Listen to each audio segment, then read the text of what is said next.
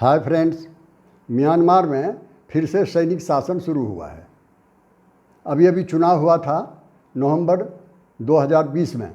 उस चुनाव में मैडम सूकी की जो पार्टी है उनको लैंडस्लाइड विक्ट्री हुई थी।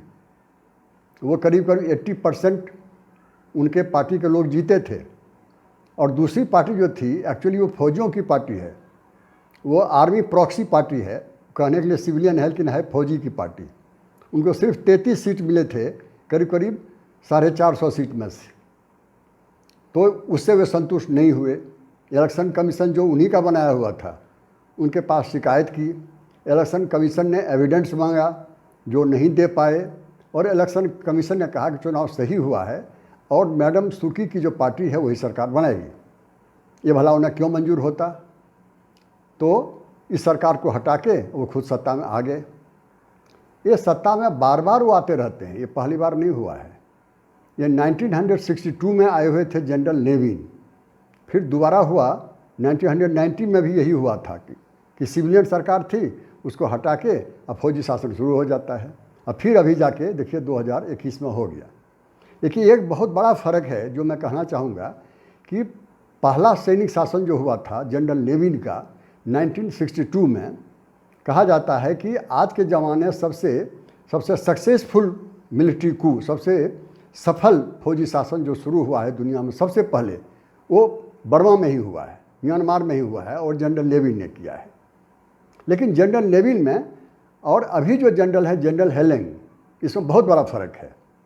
जनरल नेविन को जब कहा गया था, क्योंकि वहाँ पर बर्मा 1948 में आज़ाद हुआ अंग्रेज़ों से, इंडिया के जब आज़ाद हुआ उससे एक साल बाद 1948 से लेकर के 1958 तक वहाँ पर इलेक्शन हुआ और बीच में सिविलियन वहाँ की सरकार सिविलियन ने बना लिया। उस सरकार की परेशानी बढ़ गई कि वहाँ की जो जनजाति है उनका उपद्रव बहुत ज़्यादा बढ़ गया था। तो उन्होंने कहा फौजियों को कि हमसे नहीं चल रहा है, आप संभालिए। उस समय जनरल नेविन थे सत्ता में। उन्होंने कहा नहीं, सैनिकों का काम शासन करना नहीं है, सिर्फ देश की सुरक्षा करना है, हम नहीं जाएंगे, आप ही को संभालना है। आपको मदद करते हैं हम, आपके कुछ मिनिस्टर हम फौज के लोग भेजते हैं जो आर्मी अफसर होंगे, मिनिस्टर रहेंगे, सिक्योरिटी पूरा कवरेज आपको हम करेंगे और आप चलाइए। फिर से उन सिविलियन की सरकार शुरू हुई। लेकिन 1962 होते होते हालत इतनी बिगड़ गई, जनजातियों का, वहाँ के जो ट्राइबल हैं आपस में इतने लड़ने लगे, इतना बड़ा बड़ा सिविल वार होने लगा कि जनरल नेविन को नहीं चाहते हुए भी सत्ता अपने हाथ में लेनी पड़ी। लेकिन अपना इरादा उन्होंने साफ कर दिया कि मैं सत्ता माना नहीं चाहता हूँ, मजबूरी मुझे आना पड़ रहा है। बल्कि उन्होंने एक पार्टी बनाई, सोशलिस्ट पार्टी, और कहा कि सोशलिस्ट पार्टी के माध्यम से हम समाज परिवर्तन करेंगे। शुरू में जो टुकड़ों में बटा हुआ है यहाँ का समाज, बहुत सारे ट्राइबल हैं, आप अंदाज़ कीजिए 135 वहाँ पर ट्राइब्स हैं, जनजातियाँ हैं, और पूरे इतिहास में लड़ते ही रही आपस में।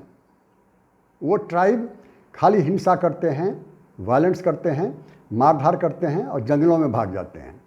उन्होंने बड़ी कड़ाई से उसको कंट्रोल किया। विदेशियों को कहा कि आप चले जाइए बाहर, क्योंकि यहाँ परेशानी बढ़ने वाली है उसके चलते। तो जनरल नेविन ने 1988 तक शासन किया।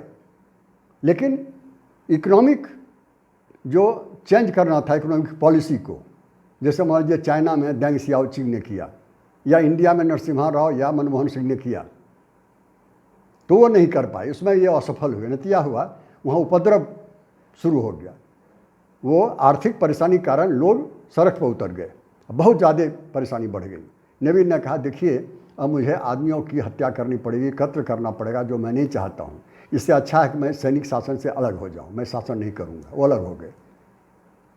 एक वो भी थे जनरल नेविन जिन्होंने सत्ता अपने हाथ में ली थी, लेकिन वो लेना नहीं चाहते थे। एक वो भी थे जिन्होंने पॉलिटिकल पार्टी बना करके समाज में परिवर्तन करना चाहा था। और जनरल नेविन ने जब 1988 में आर्थिक परेशानी के कारण जब परेशानी वहाँ पर बढ़ गई, तो 1 मिनट देर नहीं लगाए, उन्होंने रिजाइन कर दिया। और ये हेलिंग साहब हैं जो अभी अभी उन्होंने सत्ता अपने हाथ में लिया है। उन्होंने ऐसा क्यों किया, उसके क्या कारण हैं, क्या फैक्टर है उनको सत्ता माने का? जब आप उसको सुनेंगे, मैं अभी बताता हूँ, 5-6 पॉइंट है, 5-6 कारण कहा जाता है, यही सब कारण है। सच क्या है ये कहना बड़ा मुश्किल है। बहुत सारे मीडिया ने रिपोर्ट दिया है, बहुत सारे रिसर्च करने वाले ने बताया है कि ये सारे कारण हो सकते हैं। मैं अपनी तरफ से कोई कारण नहीं बता रहा हूँ। जो कारण सामने आए हैं मीडिया सबसे, वही मैं बता रहा हूँ। वो सारे कारण जो हैं हेलिंग साहब को सत्ता में आने का, सारे व्यक्तिगत कारण हैं। देश के लिए उन्होंने नहीं किया है, समाज के लिए उन्होंने नहीं किया जैसा कि जनरल लेविन ने किया। उसमें पहला कारण ये है कि मिलिट्री डोमिनेंस होना चाहिए वहाँ के समाज पर। मिलिट्री को, वहाँ के फौजियों को, सैनिकों के केंद्र में रहना चाहिए, सिविलियन के अंदर में नहीं, बल्कि सिविलियन उनके अंदर में रहेगा, उनका ये ख्याल था, यही सोचते थे वो। एक तो पहला कारण ये हुआ। दूसरा कारण हुआ, ये जो हेलिंग साहब हैं अभी वहाँ के आर्मी चीफ, इनको अभी 3-4 महीना बाद जुलाई में रिटायर होना था। अभी सत्ता अपने हाथ में ले लिया तो रिटायर होने का सवाल नहीं है। ये देखिए, फिर व्यक्तिगत कारण हुआ। तीसरा है, आपने सुना होगा करीब 2 साल पहले रोहिंग्या का कत्ल हुआ था। रोहिंग्या मुस्लिम जो हैं उनको कत्लेआम किया गया था। रातों रात बहुत सारे लोग, हजारों लोग मारे गए थे। बहुत सारे लोग वहाँ से देश छोड़ के भागे, बांग्लादेश गए, कुछ लोग भारत भी आए। तो जो वहाँ पर एक्शन हुआ वो फौजियों का एक्शन था, आर्मी एक्शन था, और आर्मी के हेड यही थे। तो इनको डर था कि हो सकता है सत्ता से हम निकल जाएं तो कमज़ोर हो जाएंगे हम। कल जाकर के इंटरनेशनल कोर्ट में अगर किसी ने मुकदमा कर दिया तो हो सकता है मुझे सज़ा हो जाए, ह्यूमन राइट्स को मैंने वायलेट किया, इसके चलते मुझे सज़ा मिल जाए। इससे बचना चाहते थे। दूसरा कारण देखिए, फिर ये व्यक्तिगत कारण है, पर्सनल कारण है। और तीसरा कारण जो था, वो बार बार लोगों को कहा करते थे कि हम जब रिटायर होंगे तो फिर सिविलियन बन करके फिर हम पार्टी बनाएंगे, फिर हम सत्ता में आएंगे। तो उनका इरादा ये भी है, जब वो रिटायर तो अब होंगे नहीं, लेकिन बाद में वो भी लगता है पॉलिटिकल पार्टी बना करके फिर से चुनाव लड़ेंगे वो। फिर ये ये तीसरी बात हुई। चौथी बात ये है कि उनका फाइनेंशियल और बिजनेस इंटरेस्ट भी था। उनका बेटा, उनकी बहू और उनकी बेटी, तीनों किसी बहुत बड़ी बड़ी जो वहाँ पर बिजनेस चल रहा है, प्रोजेक्ट चल रहा है, उसमें उनका हिस्सा है। उसको प्रोटेक्ट करने के लिए, उसको संभालने के लिए उसको डर था कि इस बार कहीं फिर से मैडम सूकी की पार्टी सत्ता में आ गई और हम सत्ता में नहीं रहेंगे, तो उस हालत में हो सकता है हमारे बच्चों को वो लोग उस प्रोजेक्ट से हटा दें। फिर देखिए, अपने परिवार का जो फाइनेंशियल इंटरेस्ट था, बिजनेस इंटरेस्ट था, उसके लिए उन्होंने सिविलियन सत्ता को हटा दिया, सरकार को हटा दिया। दूसरी बात, IMF इंटरनेशनल मॉनेटरी फंड से करीब $350 मिलियन मिला था कोरोना वायरस को संभालने के लिए, लोगों को परेशानी को दूर करने के लिए।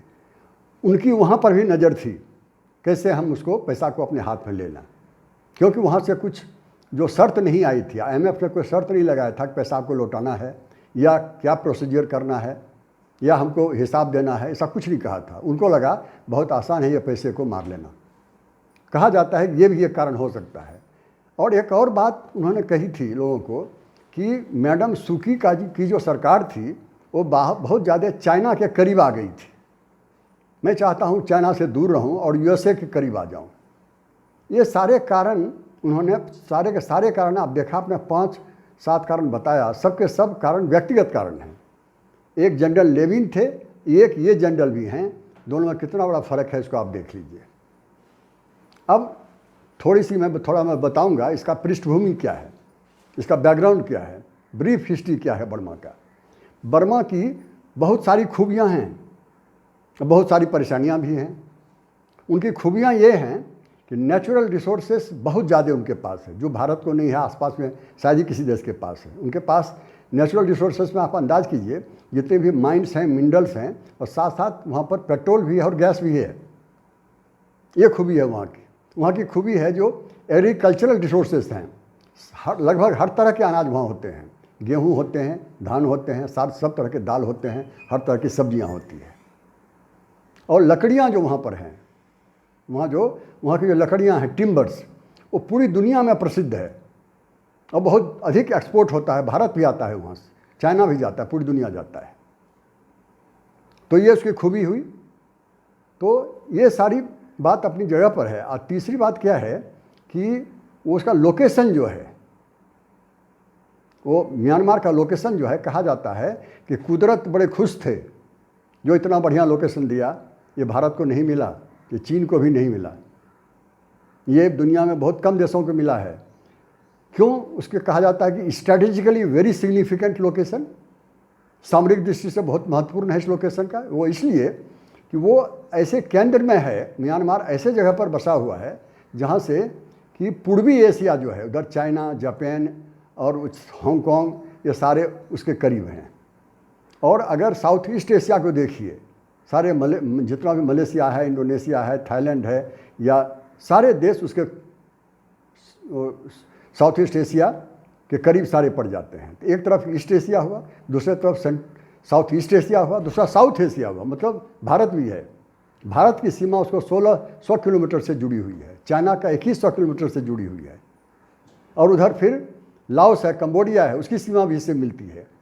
तो स्ट्रैटेजिक दृष्टिकोण से कहा जाता है कि बहुत बढ़िया लोकेशन इसको मिला है। तो ये स्ट्रैटेजिक दृष्टि से बहुत अच्छा है, नेचुरल रिसोर्सेज के दृष्टि से बहुत अच्छा है, ये सारी खूबियाँ हैं वहाँ पर। दूसरी खूबी है, वहाँ जो लोग हैं वो करीब करीब 8 करोड़ लोग हैं, लगभग 99% वो बुद्धिस्ट हैं। बुद्धिस्ट लोग शांति के लिए जाने जाते हैं, लेकिन दुर्भाग्य देखिए परेशानियाँ क्या है कि जो बुद्धिज़्म शांति के लिए जाना जाता है, लेकिन म्यांमार में वही बुद्धिज़्म अशांति के लिए जाना जाता है, हिंसा के लिए जाना जाता है, दंगा के लिए जाना जाता है। 135 तरह की जो जनजातियाँ हैं वो सारे के सारे बुद्धिस्ट हैं और आपस में लड़ते ही रहते हैं, चैन से कभी नहीं रहते, न रहने देते किसी को। और परेशानियाँ दूसरी ये है, इतना अमीर देश होते हुए भी गरीब है आर्थिक दृष्टि से।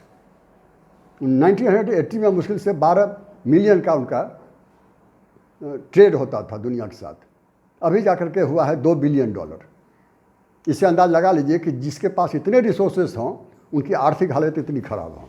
उसके पीछे सबसे बड़ा कारण है कि वो समाज टुकड़ों में टूटा हुआ है, 135 टुकड़ों में। दुनिया का कोई एक भी देश ऐसा नहीं है जहाँ की इतनी सारी जनजातियाँ हों और पूरे इतिहास में जनजातियाँ आपस में दुश्मन हों, लड़ती रहें लगातार। तो ये खूबियाँ भी हैं, परेशानियाँ भी हैं। देखिए 1886 में अंग्रेज़ों ने सत्ता अपने हाथ में ले ली, लेकिन उसके पहले था डायनेस्टी की राज। एक जनजाति का परिवार शासन चलाता था, फिर उसको दूसरी जनजाति से झगड़ा होता था, उसको उतार दिया जाता था और दूसरी जनजाति का शासन शुरू होता था। पूरे इतिहास में ऐसा ही होता रहा। अंग्रेज़ों की जब सत्ता आई फिर वही होता रहा। अंग्रेज भी वहाँ की जनजातियों को कंट्रोल नहीं कर पाए थे, आपस में झगड़ते रहे थे। 1948 में जब आज़ादी मिली तब भी यही कहानी हुआ। जब चुनी हुई सरकार सिविलियन आई, जैसा मैंने पहले कहा आपको, तब भी वो जनजाति आपस में लड़ते रहे, सिविल वार होता रहा, वहाँ पर एथनिक वॉरफेयर चलता रहा और अंत में मजबूर होकर सैनिकों को सत्ता में आना पड़ा, नेविन साहब को। और वो आज तक 2021 तक वो लड़ ही रहे हैं, चाहे शासन अंग्रेज़ों का हो, शासन वहाँ के ट्राइबल हेड का हो, चाहे शासन वो वहाँ की चुनी हुई सरकार के हाथ में रहे, चाहे वो फौजियों के हाथ में रहे। ये कॉन्स्टेंटली जो चलता रहता है वो एथनिक वॉरफेयर, वो सिविल वॉर चलता रहता है। ये सारी परेशानियों के बीच में अब देखिए कि ये अभी जो सत्ता फिर से फौजियों ने लिया है अपने हाथ में, उनके लिए बहुत बड़ी चुनौती है वहाँ पर शांति लाना। ये हेलिंग साहब ने, आर्मी चीफ ने, अपने व्यक्तिगत कारण से सत्ता पलट किया है। अब देखना बाकी है कि फिर इसके भविष्य में क्या लिखा हुआ है। कहा जाता है कि कुदरत बहुत कुछ देता है, कभी कभी अपने नसीब को खुद आदमी मिटा देता है। ये परेशानी हम देख रहे हैं म्यांमार में। जो भी हो, म्यांमार में जो सत्ता परिवर्तन हुआ, इससे भारत पर क्या असर होता है, what it means for India. पहली बात जान लीजिए कि म्यांमार जो है और भारत जो है, दोनों की जो सीमाएं हैं वो अरुणाचल से मिलती है, वो नागालैंड से मिलती है, वो मणिपुर से मिलती है और वो मिजोरम से मिलती है। ये 4 स्टेट से मिलती है। इस तरह ये 4 स्टेट हैं, उधर म्यांमार ये पहाड़ी एरिया है, जंगल एरिया है, पॉरस बॉर्डर है सबका। तो क्या हुआ, वहाँ जब परेशानी जब भी बढ़ती है, वहाँ के लोग जो परेशान हो रहे हैं भाग करके भारत तरफ आ जाते हैं। यहाँ के लोग कभी कभी उधर चले जाते हैं। इतना ही नहीं, क्रिमिनल भी इधर उधर जाते हैं, जो इंसर्जेंट है वो भी यही करते हैं। फिर से परेशानी म्यांमार में शुरू हुई और फिर से भारत की सीमाओं पर परेशानी शुरू हो गई। ये भारत की परेशानी हुई, वहाँ होता है परेशानी, यहाँ होता है। दूसरी बात, भारत वहाँ बड़ा बड़ा 3 रोड बना रहा है। एक गुवाहाटी से बैंकॉक जा रहा है रोड, म्यांमार होते हुए जा रहा है, काम चालू है। दूसरा रोड जो हो रहा है वो कलकत्ता से लेकर के मिजोरम तक आता है रोड, इंडिया टू इंडिया, लेकिन वो बे ऑफ बंगाल में जाता है पानी पर, फिर वहाँ वो म्यांमार जाता है, नदी के ऊपर से ब्रिज पर जाता है, फिर बाद में ज़मीन पर आता है और मिजोरम आ जाता है। तो इंडिया से ही चल के वहाँ पहुँच गया। इससे फ़ायदा क्या हुआ कि भारत को एक और रास्ता मिल गया नॉर्थ ईस्ट जाने का। सिर्फ सिलीगुड़ी कॉरिडोर नहीं बल्कि नया रास्ता भी मिला उधर से जाने पानी होकर के। और तीसरा रोड बन रहा है South Asia to South East Asia. South Asia मतलब और हो सकता है नेपाल भूटान तक भी जाए, लेकिन जाएगा तो गुवाहाटी होकर के, जाएगा मिजोरम होकर के, फिर जाना है उसको म्यांमार ही, फिर जाना है साउथ ईस्ट एशिया जितना भी इंडोनेशिया, मलेशिया, थाईलैंड, ये सारे जगह जाना है। तो ये बड़े बड़े प्रोजेक्ट हैं और सारे प्रोजेक्टों पर काम हो रहा है। जब भी वहाँ हिंसा होती है, सत्ता पलटता है, जब भी परेशानी होती है तो भारत पर परेशानी बढ़ती ही है। अब अंदाज कीजिए वहाँ के बैंक बंद हैं, वहाँ के बाज़ार बंद हैं, वहाँ के रोड बंद हैं, वहाँ पर गाड़ियाँ नहीं चलती हैं, तो काम पर कितना असर पड़ता होगा। तो ये सारी बात तो है ही। और साथ ही साथ इन सारी परेशानियों के साथ एक बात और है कि भारत के जो प्रोजेक्ट और भी वहाँ पर चल रहे हैं, वहाँ पर वाटर पोर्ट भारत बना रहा है। वहाँ की सरकार के लिए वहाँ का प्रोजेक्ट भारत ने अपने हाथ में लिया है कि बड़े बड़े बांध बना रहे हैं, बड़े बड़े ब्रिज बना रहे हैं। ये सारे प्रोजेक्ट फिर बंद हो जाएंगे या परेशानी बढ़ जाएगी वहाँ पर। इन सारी बातों के साथ साथ वहाँ का जो ये ट्रैवल जो है, बहुत से ट्रैवल हैं जो कि भारत के ट्रैवल से जुड़े हुए हैं, परिवार के स्तर पर या समाज के स्तर पर, वो परेशानी अलग है। लेकिन इन सारी परेशानियों के बीच में वहाँ एक खूबी है वहाँ पर अब भी, वो ये है कि जो मैडम सूकी हैं वो अब भी आशा की किरण है वहाँ के जनतंत्र के लिए, वहाँ के लोगों की परेशानियों को दूर करने के लिए। वो जब अकेली खड़ी हो जाती हैं सारे फौजियों के खिलाफ, पूरा देश उनके साथ खड़ा हो जाता है। आप अंदाज कीजिए 550 आदमी कत्लेआम हुए हैं। मैडम सूची जो है वो जेल में है, उनके सारे मिनिस्टर, प्रेसिडेंट सब जेल में हैं, सारे मेंबर ऑफ पार्लियामेंट जेल में हैं, लेकिन लोग खड़ा है उनके साथ, चाहे बच्चे हों, चाहे महिलाएं हों, चाहे स्टूडेंट हों। जो 550 लोग मारे गए उसमें से महिलाएं भी हैं और बच्चे भी हैं।